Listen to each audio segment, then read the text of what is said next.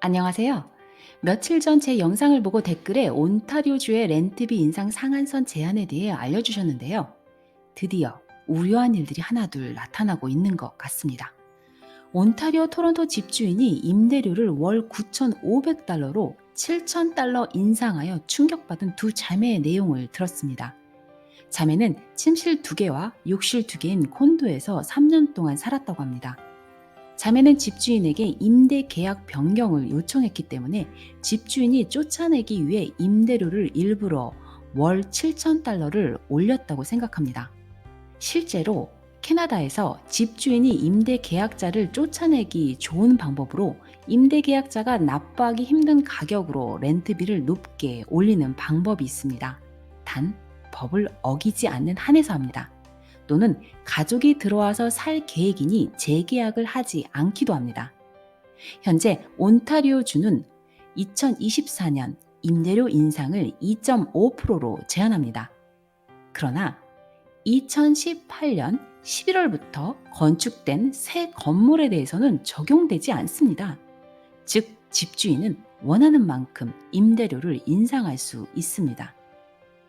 2018년 더그포드 주 정부가 출범하면서 주택개발자에게 인센티브를 제공하고 온타리오주의 주택 공급을 늘리기 위해 이들 주택에 대한 임대료 통제를 폐지했습니다. 아마도 자매의 이야기가 여기에 해당된 것 같습니다. 과연 이것은 누구를 위한 정책일까요? 자, 이번엔 렌트에 관해서 자세히 알아보겠습니다. 지난 영상 중에 주거 형태에 대한 영상을 보고 오시면 이해하는 데 도움이 될 것입니다. 도시계획을 할 때 주택 개발자는 먼저 시청의 허락하에 건물을 짓습니다. 주택 개발자가 건축 후 일반인들에게 판매하는 집의 종류에는 렌트를 줄 수 있는 방법이 다양합니다. 첫 번째로 콘도, 타운하우스를 구매할 때는 목적이 내가 살 것인지와 렌트를 줄 것인지에 따라 집 구매 시 꼭 알아보셔야 합니다. 그 이유는 스트라타에서 렌트를 허용해 주는 집이 한정되어 있기 때문입니다. 두 번째로 로우홈, 듀플렉스, 싱글하우스는 위층에는 내가 살고 아래층인 베이스먼트에 렌트를 줄 수가 있습니다. 이 경우 시청에 신고하여 리걸 스윗 허가를 받으셔야 합니다. 또한 위층의 한 가정, 아래층의 한 가정 하여 두 가구를 렌트를 할 수 있지만 이 또한 시청마다 조건이 다르기에 두 가구 이상 렌트가 가능한지 확인해야만 합니다. 세 번째로는 시청과 주택 개발자가 가장 좋아하는 렌트 구조가 있습니다. 다가구 주택이 지어지는 곳에는 항상 콘도 형태의 렌트 빌딩이 있습니다. 개인이 아닌 비즈니스용으로 처음부터 렌트 목적으로 건축합니다. 위에서 말씀드린 온타리오주의 더그포드 주지사가 임대료 인상 제한을 없앤 이유가 주택 개발자가 자기 건물을 지어 임대료를 원 없이 받을 수 있도록 만든 것입니다. 목적은 주택 공급을 늘리기 위해서였죠.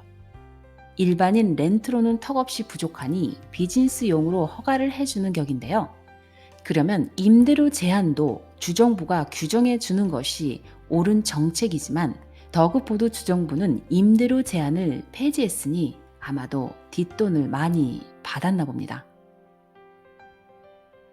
우리는 집을 구매하기 전에는 모두 렌트를 하며 살 수밖에 없습니다. 저 또한 2006년 이민 오면서 10년 동안 방 2개, 화장실 2개의 콘도를 렌트했습니다. 그때를 회상하면 우리 가족은 한국에서 독립 이민 신청으로 영주권을 먼저 취득하고 캐나다 밴쿠버에 랜딩을 했습니다. 우리 가족은 영주권자로서 받을 수 있는 BC 하우징 베니핏을 모두 받았습니다. 매달 렌트비가 1,200불이었고 BC 하우징 베니핏으로 800불 정도를 지원받았습니다. 물론 저소득이었기 때문에 가능했습니다. 남편이 라이센스 준비로 소득이 전혀 없었기 때문입니다. 이외에 다른 차일드 베니핏이 도움이 되어 식비는 500불로 맞추고 절약하면서 남편이 일할 때까지 2년 동안 버텼습니다. 혹시 한국에서 캐나다 이민을 준비하신다면 한국에서 최대한 일을 하여 돈을 모으고 영주권을 취득할 수 있는 방법을 먼저 진행하기를 추천합니다.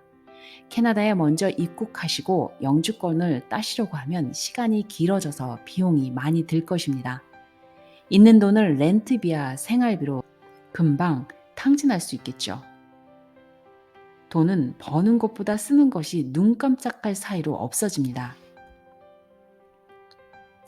2023년 현재는 많이 변했습니다. 제가 이민 온 2006년보다 렌트비부터 물가 모두 3배는 껑충 올랐고 집값 또한 300%인 3배 정도가 모두 올랐습니다. 캐나다 평균 임대료가 2023년 7월 또 최고치를 기록했습니다.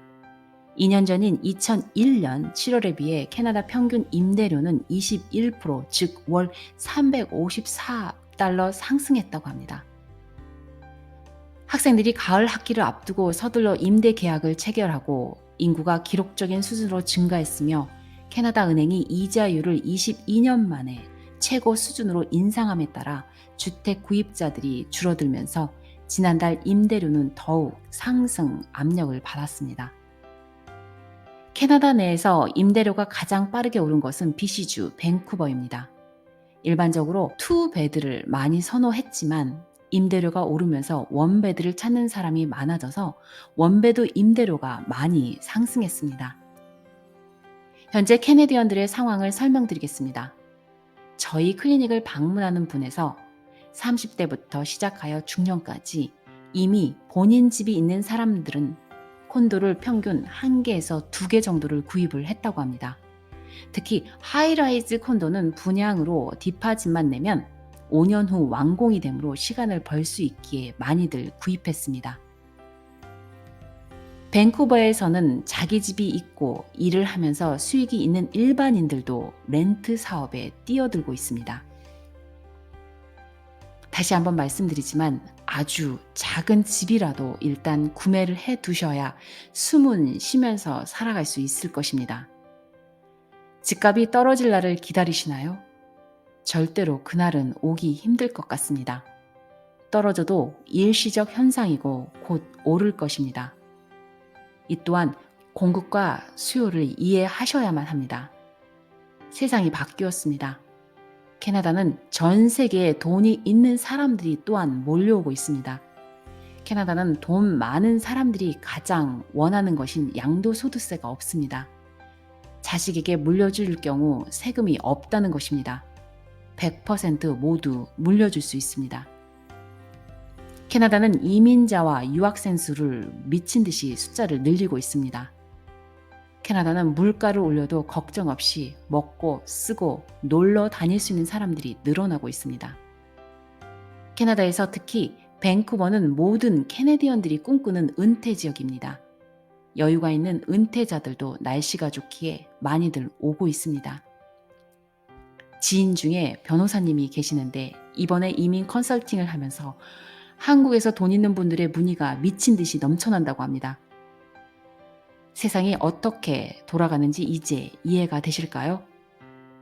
캐나다에서 집 구매에 대해 준비를 안 하고 영원히 렌트로 살며 먹고 쓰고 놀고 좋은 차를 구매한 분들은 나이가 들면 크게 후회할 것입니다. 캐나다에서 집 구매를 하신 분들은 자기 집 외에 작은 콘도라도 하나둘씩 구매를 늘려가고 있습니다. 2006년 1밀리언이면 수영장 딸린 큰 하우스로 살 수 있다고 했는데 지금은 타운하우스나 작은 하우스를 간신히 살 수 있습니다. 우리는 모두 밀리언 에어라고 말하며 슬픈 웃음을 짓고 있습니다. 유명한 미국 유튜버 중에 호텔과 몰을 구매하는 분의 말씀이 생각납니다. Save monies, make money. 현재 줄일 수 있는 것이 있다면 줄이고 버리십시오. 9월이 다가오니 추워지고 있습니다. 앞으로 가스비와 전기비가 할증이 있어서 함부로 사용도 못합니다. 첫 이민 와서 캐네디언 집에 갔을 때 왜 실내용 신발을 신었는지 이제 이해가 되고 저도 그렇게 살고 있답니다. 전 가족들에게 올겨울은 추워질 것이니 집안에서는 양말과 옷을 든든히 입고 다니라고 이야기합니다. 올겨울은 보일러를 20도로 맞춰서 살 계획입니다. 가혹할지 모르지만 여유가 있을 때 아낄 수 있습니다.